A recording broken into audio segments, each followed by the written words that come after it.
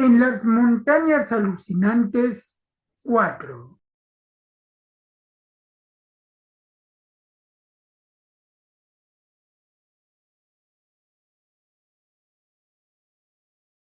Vuelvo con gran repugnancia a evocar el campamento de Lake para hablar francamente de lo que encontramos allí. Siento la constante tentación de suprimir detalles y dejar que las insinuaciones ocupen el lugar de los hechos y las inevitables deducciones. Espero haber dicho bastante como para referirme brevemente a lo que falta. Lo que falta, es decir, el horror del campamento. Ya he hablado del terreno arrasado por el huracán, los refugios destruidos, la estropeada maquinaria, la inquietud de nuestros perros, la falta de trineos, la muerte de los hombres y los animales, la ausencia de Gedney y la insana sepultura de los 6 ejemplares biológicos, conservados curiosamente a pesar de los daños sufridos durante 40 millones de años. No recuerdo si dije que al examinar los cadáveres notamos la falta de uno de los perros. No pensamos mucho en eso hasta más tarde. En realidad, solo yo y Danforth prestamos al hecho cierta atención. Entre lo que he ocultado, lo esencial se refiere a los cuerpos y a ciertas circunstancias que podrían dar, o no, una increíble y odiosa explicación racional a aquel caos aparente. Traté en aquel entonces de que mis hombres no prestasen mucha atención a esas circunstancias, pues era mucho más simple, mucho más normal atribuir todo aquello al ataque de locura de un hombre de Lake. A juzgar por el aspecto de las cosas, el demoníaco viento de las montañas hubiese bastado para enloquecer a cualquier hombre en ese centro del misterio y la desolación terrestres. La principal anormalidad era el estado en que se encontraban los cuerpos, tanto de los hombres como de los animales. Parecían haber tomado parte en un combate feroz, y estaban despedazados y mutilados de un modo inexplicable y terrible. En todos los casos, era como si la muerte hubiese sobrevenido por laceración o estrangulación. En cuanto a los perros, se veía que habían sido ellos los que habían tomado la iniciativa, pues el estado de su mal construido corral demostraba que había sido roto desde adentro. Lo habían levantado a cierta distancia del campamento para apagar la furia provocada por aquellos monstruosos organismos arqueanos, pero todas las precauciones parecían haber sido vanas. Cuando quedaron solos ante aquel monstruoso huracán, protegidos por muros de nieve de insuficiente altura, los perros debieron de haber escapado, sea para huir del viento o del olor emitido por aquellos ejemplares de pesadilla. De cualquier manera, lo que había ocurrido era algo odioso y repugnante. Quizá debiera dejar de lado todos mis escrúpulos y decidirme a declarar lo peor, de un modo categórico, basado en observaciones de primera mano y en las deducciones más lógicas, tanto de Danforth como mías. El desaparecido Gedney no era de ningún modo responsable de los horrores que encontramos allí. Ya he dicho que los cadáveres estaban horriblemente mutilados. Debo añadir ahora que algunos habían sido cortados y despedazados del modo más curioso. Hombres y perros habían sufrido la misma suerte. Parecía como si un carnicero hubiese quitado los cuerpos más gruesos y sanos importantes masas de carne. Alrededor de estos cuerpos había sal desparramada, obtenida de los saqueados cofres de provisiones de los aeroplanos, lo que suscitaba las hipótesis más terribles. Todo esto había ocurrido en uno de los refugios, de donde habían retirado el avión. Los vientos habían borrado luego las huellas capaces de alimentar alguna teoría aceptable. Las ropas desparramadas y rotas, arrancadas de cualquier modo de los cuerpos de los hombres, no proporcionaban ningún indicio. En uno de los rincones del destruido refugio nos pareció discernir unas huellas que no eran humanas, sino similares a aquellas marcas fósiles de las que Lake había hablado tanto. Pero en la proximidad de aquellas enormes y alucinantes montañas había que cuidarse de los errores de la imaginación. Como ya he señalado, faltaban Gedney y uno de los perros. Cuando examinábamos aquel horrible refugio, teníamos que encontrar todavía a 2 de los compañeros de Lake y a 2 de los perros. Pero la tienda laboratorio, en la que entramos luego de investigar las tumbas monstruosas, iba a revelarnos algo. No se trataba en el estado en que la había dejado Lake, pues los trozos de aquel monstruo primitivo habían sido quitados de la mesa. En verdad, ya nos había parecido que una de las 6 enterradas criaturas, aquella que emitía un olor particularmente desagradable, debía representar los fragmentos de la entidad que Lake había tratado de analizar. Sobre la mesa del laboratorio y a su alrededor había otras cosas, y no nos costó mucho comprender que eran el resultado de la disección, realizada con todo cuidado, pero por alguien curiosamente inexperto, de los cuerpos de un hombre y un perro. No mencionaré, por razones obvias, la identidad de la víctima. El instrumental quirúrgico de Lake había desaparecido, pero era evidente que había sido cuidadosamente limpiado. La estufa de petróleo faltaba también, aunque en el lugar de su emplazamiento se veía una gran cantidad de fósforos. Enterramos aquellos restos humanos junto con otros 10 hombres y los del animal con los otros 35 perros. En cuanto a los despojos que había en la mesa del laboratorio y el montón de libros con ilustraciones que, torpemente hojeados, encontramos no muy lejos de allí, estábamos demasiado sorprendidos como para pensar en eso. De todo lo que había en el campamento, esto era lo más horrible, pero lo demás no era menos misterioso. La desaparición de Gedney, un perro, los 8 ejemplares biológicos intactos, los 3 trineos, ciertos aparatos y libros científicos, materiales de escritura, linternas eléctricas y baterías, provisiones y combustible, aparatos caloríferos, tiendas, trajes de pieles y otras cosas semejantes, escapaba a toda posible hipótesis. Lo mismo ocurría con ciertas manchas de tinta en algunos trozos de papel, y las pruebas de que los comandos de los aviones y los aparatos mecánicos del campamento habían sido torpemente manipulados. Los perros parecían rehuir toda esa estropeada maquinaria. El desorden de la despensa, la desaparición de ciertos artículos y el montón de latas de conservas abiertas del modo más inverosímil y por los lugares más inverosímiles presentaban un problema similar. La profusión de fósforos desparramados, intactos, rotos o consumidos, era también un enigma menor, lo mismo que las 2 o 3 tiendas y los trajes de pieles que presentaban curiosas desgarraduras, debido quizás a haber intentado adaptarlos a usos inimaginables. El trato que habían recibido los cuerpos humanos y caninos, y la disparatada sepultura que habían recibido los dañados ejemplares arqueanos, estaban en armonía con este desorden propio de la locura. Considerando que podía presentarse una eventualidad como esta, fotografiamos cuidadosamente todas las pruebas disponibles y me propongo usar esas fotografías para disuadir a los miembros de la expedición Starkweather-Moore. Luego del descubrimiento de los cadáveres en el refugio, lo primero que hicimos fue fotografiar y abrir las 6 tumbas monstruosas con túmulos en forma de estrella. Advertimos enseguida el parecido de estos túmulos adornados por dibujos de puntos con las curiosas esteatitas verdes descritas por el pobre Lake.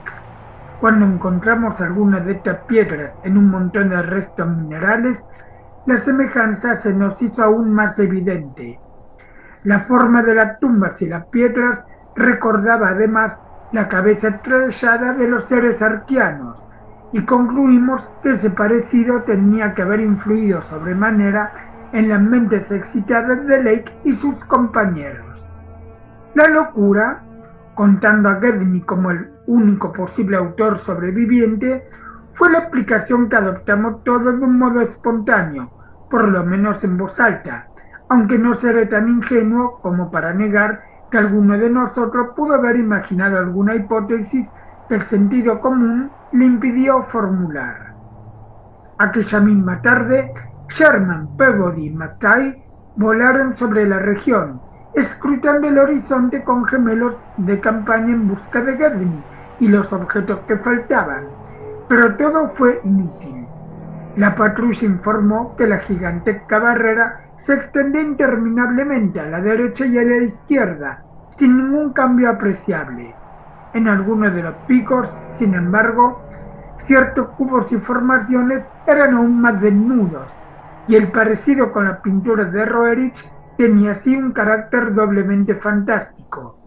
La distribución de las crípticas entradas de las cavernas en las cimas desprovistas de nieve parecía llegar, de un modo irregular, hasta donde alcanzaba la vista. A pesar de los horrores que acabábamos de descubrir, quedaban aún en nosotros bastante entusiasmo y celo científico como para preguntarnos qué habría detrás de aquellas misteriosas montañas. Tal como lo dijimos en nuestros discretos comunicados, nos acostamos a medianoche, pero no sin antes elaborar un cuidadoso plan con el propósito de cruzar al día siguiente, a gran altura, la cadena de montañas. Llevaríamos con nosotros una cámara aérea y un equipo de geólogo. Se decidió que Danforth y yo intentásemos realizar la travesía en un aparato aligerado de peso.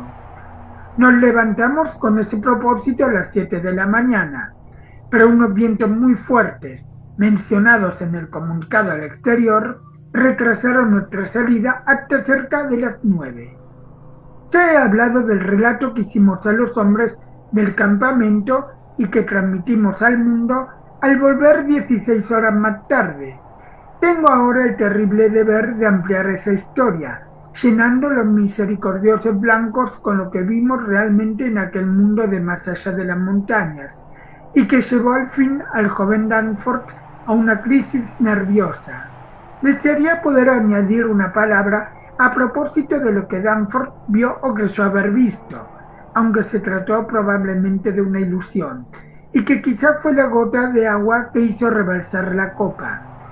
Todo lo que puedo hacer es repetir los confusos murmullos con que trataba de explicarme el porqué de sus temores mientras regresábamos entre aquellas montañas torturadas por el viento.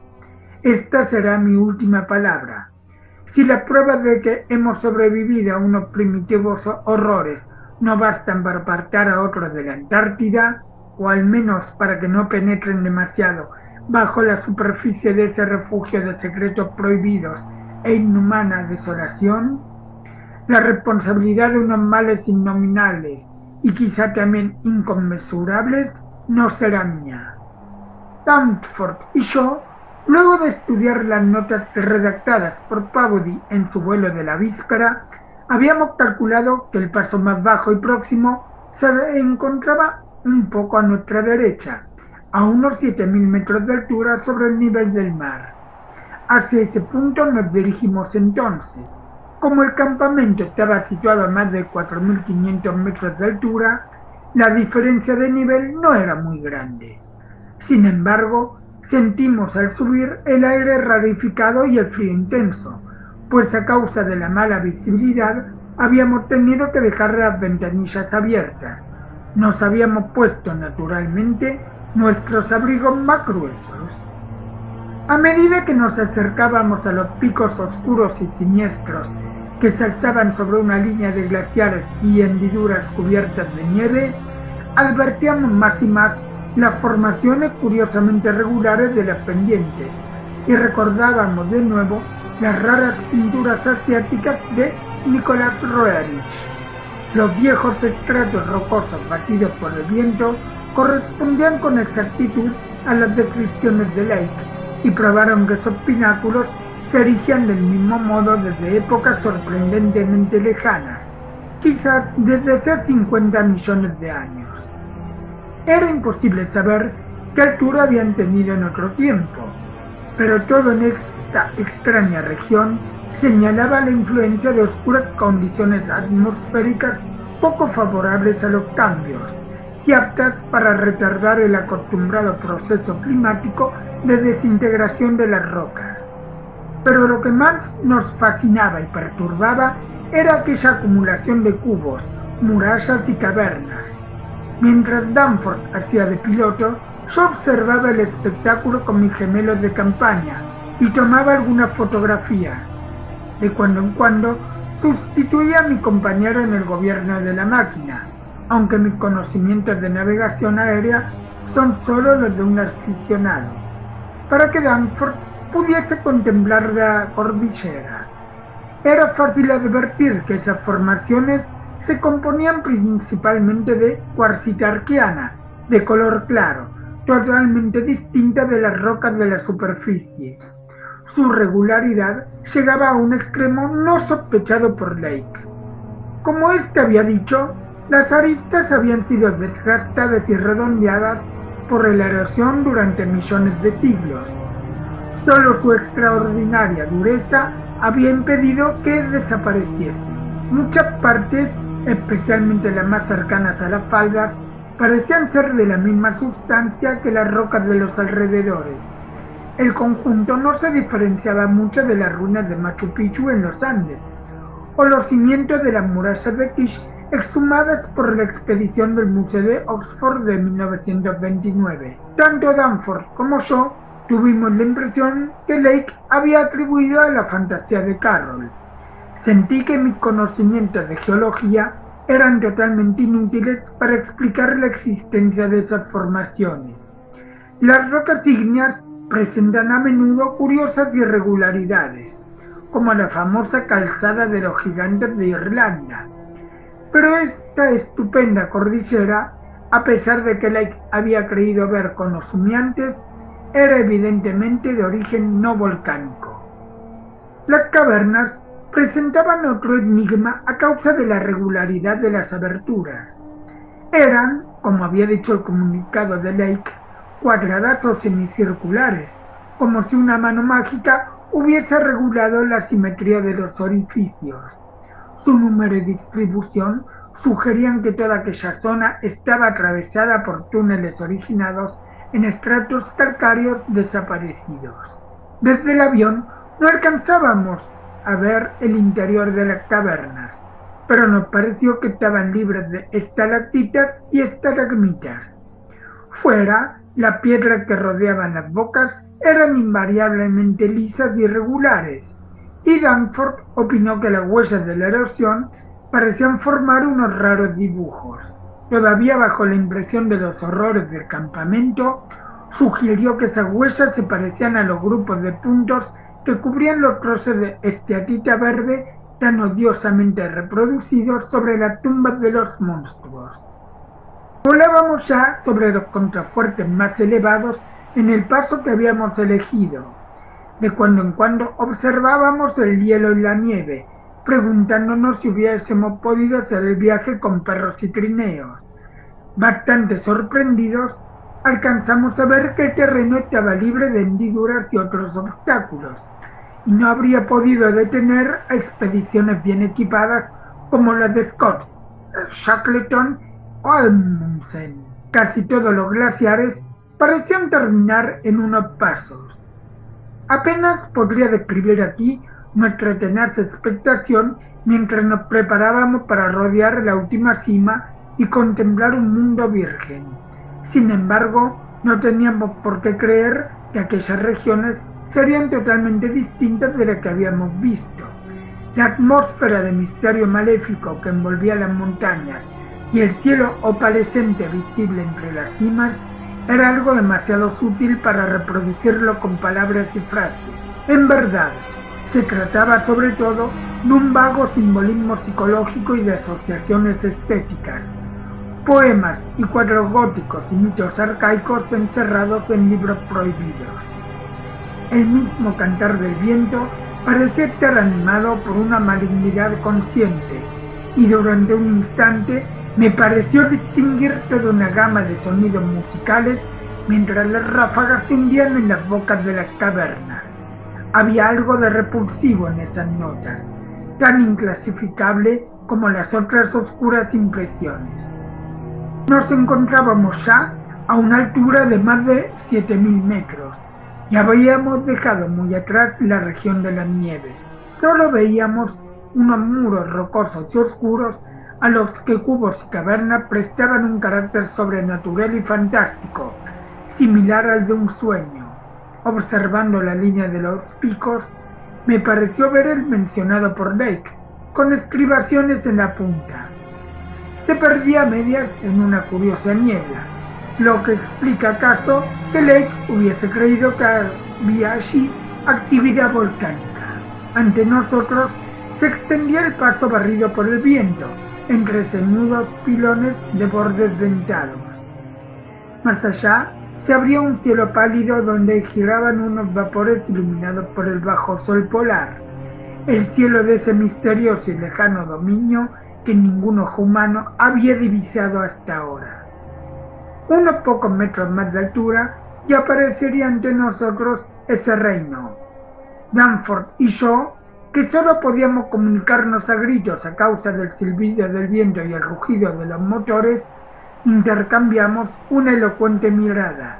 Instantes después, aquella tierra antigua y extraña nos abría sus secretos incomparables.